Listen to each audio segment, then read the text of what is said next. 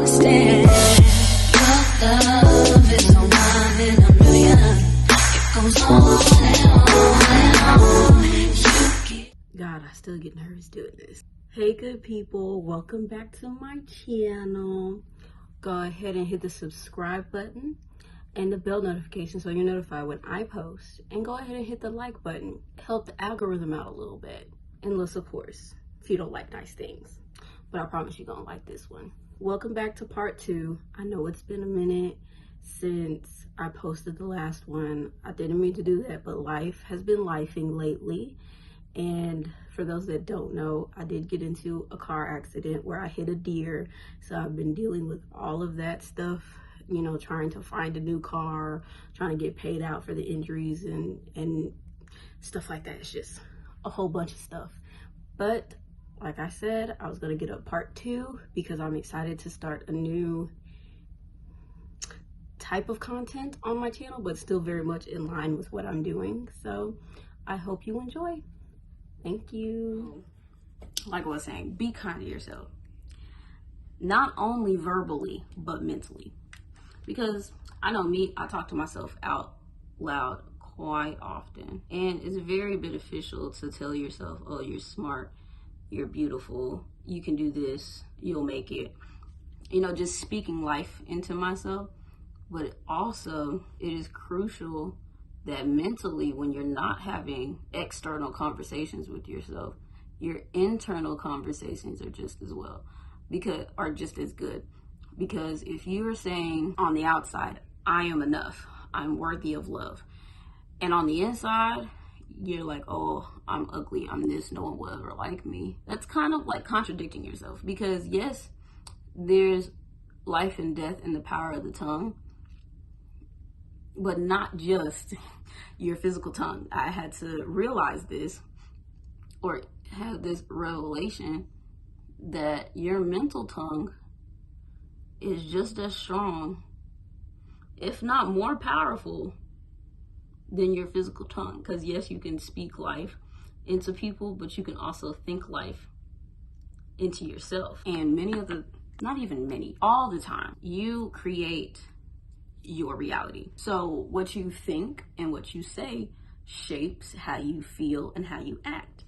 And so if you're not mentally being kind to yourself or thinking positive, good thoughts, and you're obsessing over something that's so negative, it begins to shape your reality, because your brain believes any and everything you tell it. You could be joking and your brain will take it seriously. But like I was saying, so what you tell your mind, that's how you start to perceive the world or perceive yourself, because your mind tells you, or your mind believes everything you tell it. So if you tell yourself, oh, I'm stupid, oh, I'm a loser, your brain will start to act out your life, and the decisions you make and stuff like that will be based on this internal phrase that you said to yourself.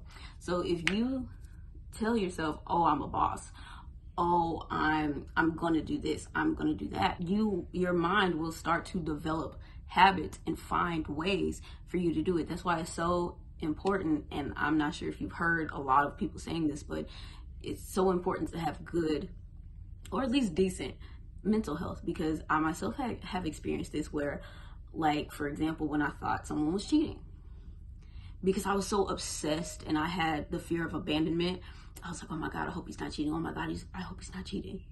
My mind literally began to pick out things and notice things like changes in his habit, the way he spoke to me, stuff like that, to indicate that there is some type of disconnect.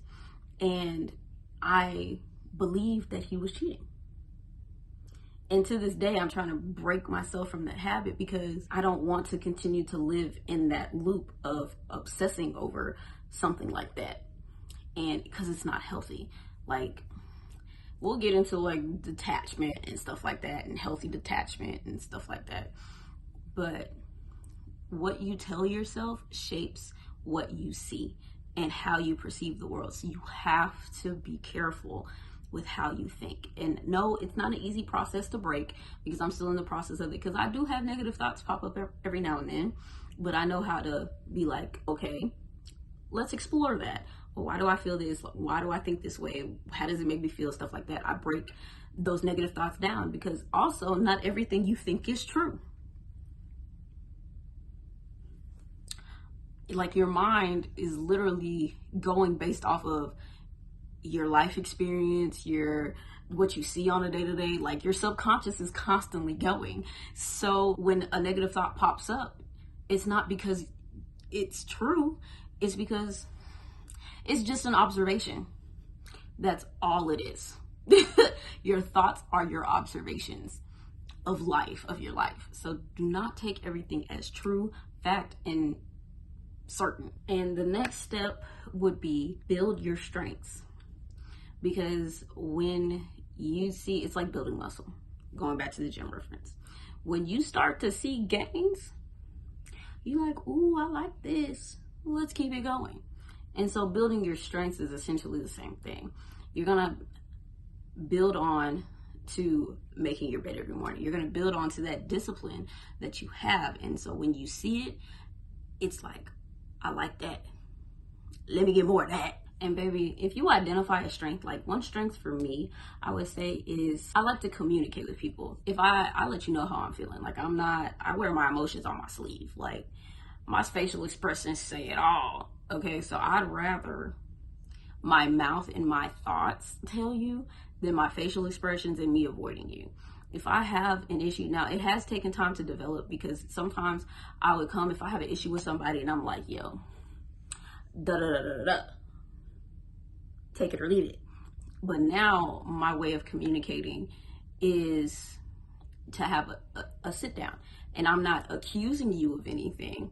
I'm just simply telling you that you did this action, took place. This is how it made me feel. How do we resolve this? And those are the steps that I take.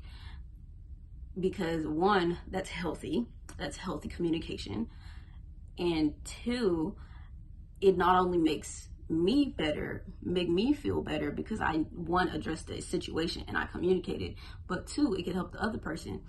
For instance, there's this one person that I communicate with, and we had a whole situation where they had said something and I felt like it was manipulative what they said, but how I responded made them switch their tone, because they said, oh, we've been communicating real good, like don't ruin it. And I was like, and it was on, and granted, it was an issue that was very important, and the energy that person was giving me was like, you got to figure it out. And so when I said, so I can't express myself in an articulate manner, I would understand if I'm being irate and belligerent, calling you out of your name, but this situation is not good. It's not getting anywhere. Immediately their tone switched and they were like, okay, I'm sorry. Well, they didn't say sorry, but I could hear it read it, because it was through text, but I could read it in the tone that they were like, oh, okay. And then they immediately start to work with me on the issue and getting it resolved. And be the best you can be at your strengths. Don't let your strengths slip, okay?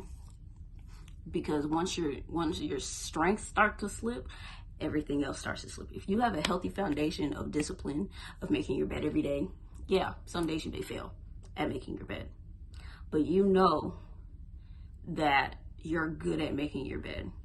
So even if you don't make your bed right then, first thing in the morning, you go back later in the day and make your bed, so before you go to bed at night, you know you at least completed it. Like, don't let yourself slip. And when you feel yourself slipping, you better wrap it up and reel it in real quick, because that's how a lot of people, even myself, fall into depression, because I'm not present in the moment. And so things start to spiral out of control. And I don't know why, because I'm not being present in the moment and being aware of what's going on, or even building myself in the way that I need to in order to prevent that from happening. Don't let your strengths try and take place of your weaknesses. If anything, take your weaknesses and make them strengths. So baby, you strong all the way around. We well-rounded over here, baby. And your weaknesses are not something that's bad. because everyone is weakness, like has a weakness. We're all human. Like, we're not perfect. So take your weakness and make them strengths. Like, a weakness, I would say for me, this may be kind of, but a weakness for me is I am not a morning person. I want to become a morning person, but because of the situations in my life, like my job, some days I'm not able to wake up at 5 a.m. and work out. And I feel like with diligence and discipline, I'll get there. And also with a job change, I'll get there. I will be that person, that morning person, that more productive person. It just takes time and discipline. Spend time with yourself. Love on you. Like, no one can love you better than you, baby, because you know how to love yourself the best. You can teach someone, but learning you, learning who you are, what you have to offer, top tier by far. Like, we're not over here just, yeah, I love myself. Be like, I love myself, and you can't tell me nothing I already know. Like, when you know what you want, know what you can offer, have your boundaries set, can't no one take that away from you, boo. No one can stop you from being you once you know who you are, baby. I tell you the truth. I tell you the truth. And never stop learning and refining who you are, because I was talking to my therapist about this, a fixed mindset and a growth mindset. A lot of people are stuck in the fixed mindset, like, oh, this is who I am, I can't change who I am, this is me. Whereas a growth mindset is like, this is who I am right now, and I have a vision of the person that I want to be, and so I will take the steps in order to become this person that I want. And that is so important, to have a growth mindset, because life is a learning experience. If you think of life as a learning experience, your perception of everything will change. The way I deal and handle with people at my job has changed greatly, because I don't take things personal. I take everything as a learning experience. And what you say to me and how you come at me is only a projection of you and how you feel about yourself. Because if you can't communicate to me in a proper way, that means you're not communicating with yourself properly and in the right way. You get me? And one more thing, actually, trust the process. Love the process and the journey. The steps that you're taking to reach the top of that mountain is so much better than the destination to the mountain, because you learn so much on the way up. But now, with that being said, I love y'all. Drink some water, brush your teeth, and take a nap. Love you. Bye. Understand, your love is so